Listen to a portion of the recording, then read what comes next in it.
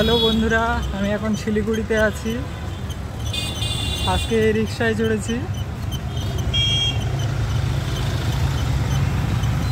আমি ভুল করে অন্যদিকে চলে গিয়েছিলাম, তারপর বাস থেকে নেমে আবার এখন রিকশা ধরে যাচ্ছি। যে কোনো জায়গায় প্রথম না জানলে যাওয়া হয়। ম্যাপ দেখছি, কিন্তু ম্যাপ দেখে বুঝতে পারিনি প্রথমে। আমার ভাড়াটাও লেগে গেল বেশি। তো এই কাকুটা আবার ভালোভাবে কম টাকার মধ্যে নিয়ে যাচ্ছি।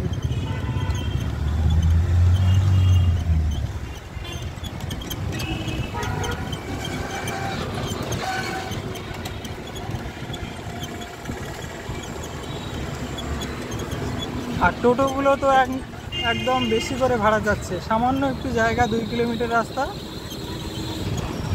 তো 100 টাকা, কেউ 125 টাকা।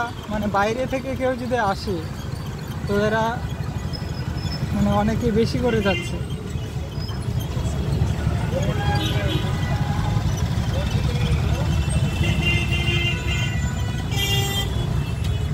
প্রচণ্ড জ্যাম।